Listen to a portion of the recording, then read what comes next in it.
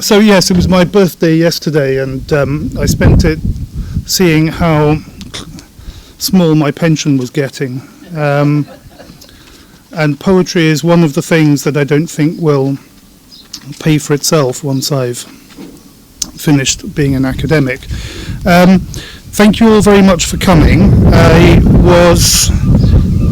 going to read for 10-15 minutes, a mercifully short amount of time, because the poems themselves are sometimes quite, or they feel to me emotional. I haven't written a book of poems for over 10 years. Ariane and Sel have welcomed all of the books I've written since I moved to Caernarfon. And I think perhaps apart from Sturmat, this is the shop I spend the largest amount of my time in, browsing.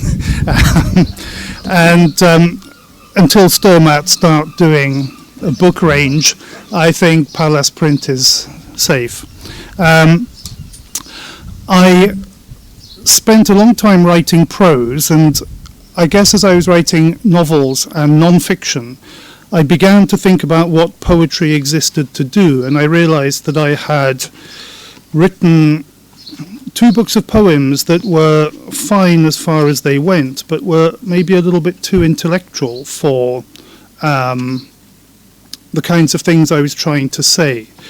And so I found myself, especially during COVID, really, when it was very hard for me to get back to my family in Belgium, starting to reframe my childhood in Belgium, which I've done before in prose, mostly in a happier way. I started to reframe my childhood in Belgium and a set of relationships with particular people, notably my mother, but also my grandmother and my Belgian family. And so this book really is about going back over the past and thinking about how we remember the dead, and the way the dead change. We think of ourselves as changing. I think the dead change more than we do, and this book really is about that. They're not static wherever they are constantly moving. And I began writing about my first and earliest contacts with English. I was sent to England to boarding school when I was 9, and at that time I had a quite strong French accent, and the accent that you hear today comes from really having been educated in the English school system and listening to the BBC. It doesn't necessarily come, I don't sound like my father or what remains of my English family. And the first couple of poems in the book are about what it is to change your accent. And these are, as I said, very short poems, certainly to begin with. New accent. The new accent is a brace doing its slow work on your mouth. At night, you take it out to let your tongue go dreaming outside its cage. That's a poem about what it's like to be a child, shifting the way you speak for the people around you, as many of us do. More people than we think have to do that. The other thing I guess I felt when I came to England was that the phrase, the Englishman's home is his castle, needed to be somehow undermined from the inside. I've always found that statement, which is meant to be some wonderful statement about belonging, I've actually found it rather unpleasant. And so this poem is about really revisiting that particular saying, that particular metaphor, and trying to blow it up. In the Englishman's home, little castles of milk teeth lined up to guard the helpless tongue, sometimes dry as the clapper of a bell, sometimes fat and lashing in its ditch. It's where you kept the language you arrived with. You hid it all that time, and now it's gone. I think it's safe to say that though I'm not Welsh, I am a Welsh writer, in the sense that most of the writing I've done has happened since I moved to Wales for all sorts of reasons. Some of them are to do with learning Cymraeg, coming here, and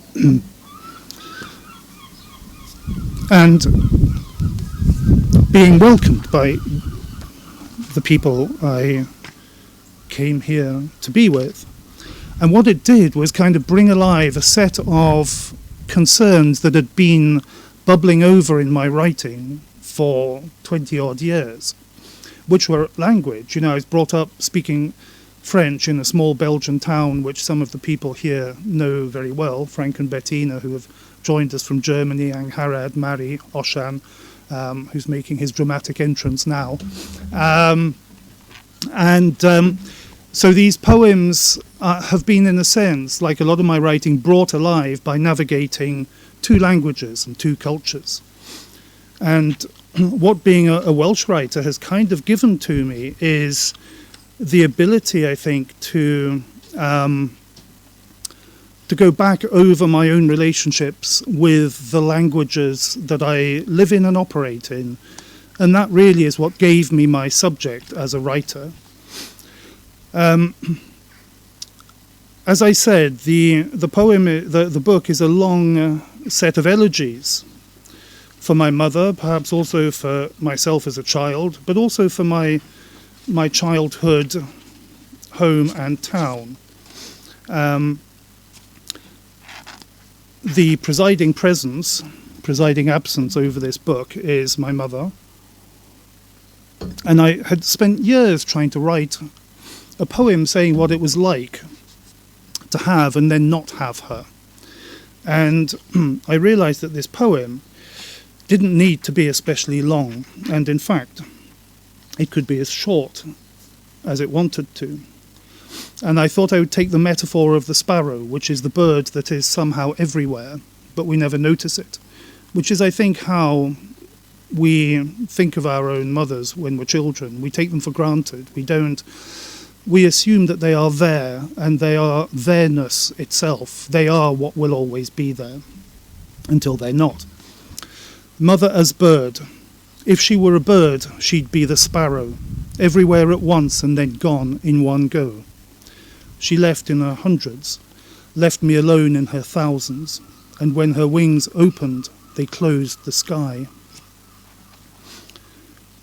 I am quite interested in what you can do with metaphors. One of the things about writing poetry is that you're trying to attach quite abstract ideas to something that feels concrete in order to give it the kind of velocity which will allow it to make an impression in a world where there's already too many words and not that much left to say. So this is a poem called Tired Metaphor, and it's about the metaphor of life of death as a river. And it's taken from the poem by Jorge Manrique, who is a sort of late medieval Spanish poet, where he says, nuestras vidas son los ríos, our lives are the rivers, going down to the sea that dying is. And that's a pretty tired metaphor. It's a cliche, but cliches exist because they do stuff for us. They become cliches partly because they're true. Otherwise, we wouldn't keep returning to them. The job of poetry is to save cliches from becoming meaningless. So this is my attempt. Tired metaphor. When she died, I saw the river of death I'd read about in books. Those books that didn't help, then helped, because they helped me see there was no help in a river of ink. I stood on the bank and watched death sip from the tributary of her dying, saw it flex a little and swell at her addition, a ridge in the dark cream of the water, then smooth itself out and roll on. As I get older, I feel that I know less and less, which is ironic because my job is teaching young people in the university. I feel very often that I try to grab hold of certainties, and they seem to be there until the very moment I want them. So this is a poem called Sure Things. which is another reason, incidentally, that I think lots of us older people have, very few things to tell younger people, and that's, maybe they should listen to us less. I know some who do here already. Sure things. I start to tell myself the things I know, well, the few things I'm still sure of. Poles in the swamp where I can build the place I'll stay my mind. The jetty where I'll moor it when I sleep, and which I'll aim for when I wake. But as I tell myself those things, I know them less, and when I speak them out, I do not know who's speaking.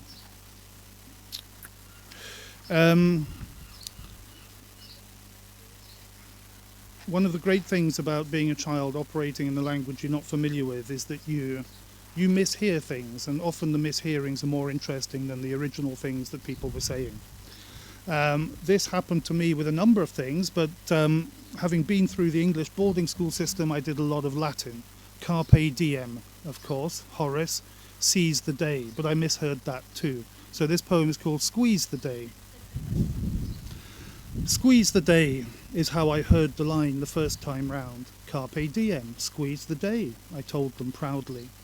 The language of juicing seemed right for Horace, and though my version amounted to more or less the same, it had a better ring, more urgent, and squeeze was closer to what I wanted but didn't have the words for, or what my body wanted at school, at home, and my body had not yet spoken to my mind, because squeezing was to seize and to be seized in return, to have the day seize you. But when I learned what Horace really said, when at last the day was there for squeezing, it was dry. Okay, I think this is a piece of prose called poetry. One of the things about writing poetry is that however much I might want to do it, it still feels such an unnatural, stressed way of using language. And so I thought that I would look to a famous American musical for help, Singing in the Rain. So this piece of non-poetry is called Poetry. In Singing in the Rain, Debbie Reynolds plays a woman with a good voice who replaces the beautiful silent screen star Lena Lamont, who is grating and vulgar and is about to be vocally unmasked by the arrival of sound. The elocution lessons don't work. She can't lip sync. You can't teach class, the film tells us, and class is authenticity. Later I found out that Jean Hagen, the actor playing Lena Lamont, had the good voice, the better voice, and it was in fact her voice they were using when Debbie Reynolds pretended it was her voice pretending to be Lena's. The dubbing had been dubbed back to source. I was never sure what there was to learn from this, but now it strikes me as a pretty good definition of poetry. You start out silent, then borrow someone else's voice and try to fit it to your mouth. It doesn't work. You keep trying until finally, yes, there it is. You have your own voice. But now it's the mouth that's no longer yours. So that is true that in Singing in the Rain, it was in fact, Jean Hagen, whose voice they used. It seemed such a strange way. The whole point of Singing in the Rain is about truth and authenticity and the origin of the beautiful voice. And in fact, it was the poor person who had to act as if she couldn't sing who was doing the angelic singing. Anyway, wrong voice, wrong body, which is how I often feel about writing poetry. I'll read a couple more poems. This is a poem called Travel Lodge. It is about the eponymous chain of hotels. Travel Lodge. You wonder who designs these places. You find them off roundabouts, after circumlocutions of motorway. They are a way of never getting to the point. Perhaps you have an interview nearby, and that is why you drove here, this reef of dormitory coral on the outskirts of a town that looks just like the one you left. Perhaps you have no more interviews, and that is why. Perhaps You're reapplying for your old job as a husband or a wife, a mother or a father, or for a new one as the same in a startup where your skill set is required. Maybe the startup's you. You've packed a half bottle of something strong, proof against sleeping badly or too well. You settle like the coffee granules in the single portion sachets in the breakfast room. Even in the slow race to the bottom of yourself, you seem to have come last. The mirror watches you unpack your endless shallow bag, its well of lonely clothes. The television is a furnace burning local news. You are breathing wardrobe air. The plastic kettle rages and wants to know who's there. So as you can see, that was sponsored by Premier Inn, who have solved a large number of my financial retirement anxieties. This is a town. This is called Factory Town, which is about the place called Bouillon that I come from, which some people here will know. Factory Town. The factory closed and the days, once serried and distinct, bleed into each other like sleep hours. The week became a distillation of all our Sundays. As mornings ran aground on empty afternoons, we found that everything we called ourselves, our distinctness, was invested in contingent things, a factory and some shops, and beyond them faraway shares and tradable bonds, a world away from the oil and the grease and the table beer. We found that being who we were wasn't some mysterious thing that we were gifted, the mix of luck and fortitude we call a class, a nation, or a people, but an arrangement of someone else's numbers, 2 continents away. In the slackened tether of its moorings, the place we thought we lived in emigrated, and it was we who stayed behind. The rope unbraided into twine, the twine separated into string, the string became a thread. We didn't know how thinly it all hung, how quickly gone, or how the edge was always near, now that the edge is here. I'll do a couple more happily short ones, and then I'll let you. So I'm going to read a poem by a friend of mine called Gilles Ortlieb, whose poems I've been translating with my friend Stephen Romer into English, and later this year I hope the selected poems of Gilles will come out. Gilles is a French writer born in Morocco in the 50s, who for many years worked in Luxembourg. So the territory where I was brought up is a territory that he knows. And this is a poem by him, which, with his permission, I included in my book of poems, because I thought that it said so well, so sharply and so gently a lot of the things that I'd been trying to say. One of the things about translating something is that you feel you're inhabiting it. And Gilles was working for many years, as I say, in Luxembourg, and the kind of limitrophic areas, Luxembourg, Belgium, France, where I was brought up, and which Angharad and the children know very well. It's called Frontier Cafés, Café des Frontières in French, from the French of Gilles Ortlieb. There are no more mines in Volmerange-les-Mines, no cinema either, despite the Café du Ciné offering chairs to sit out on the terrace, weather permitting. On the way out of town, past the last of the houses, the no man's land is face to face with the Entre-deux, a former customs hut, now converted into a chip stall on the other side of a country road. The frontier is close by, barely 200 metres and 10 years away. I stopped because of the name, pulled up a chair in the gravel to watch the line of shadows slowly stretch along the tarmac, a quiet homage to the entre-deux I've sentenced myself to, stumbling between now and there, between here and then, still hesitating between me and me. I don't know if anyone has changed trains in Didcot ever, but those of us who used to go from the south of England to, well, in my case, Cardiff. Used to see the cooling towers of Didcot, which we looked at and thought, what are those things? They're not very interesting. Anyway, I'm in a hurry. I'll look at them another time. Too late. They've been knocked down. So this is a warning. Always notice things. The cooling towers of Didcot. It was the inattentive eye that saw them best.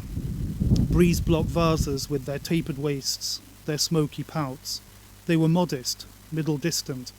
They had the permanence of grey things, seen but rarely noticed, or, if noticed, only once. When the dynamite sapped them, a ripple climbed their flanks. Their mouths were trying to say something difficult. They hesitated, as if falling was a choice, and when they fell, they sleeved their outlines, peeled themselves off the air that wouldn't quite let them go, that even seemed to try to hold them up.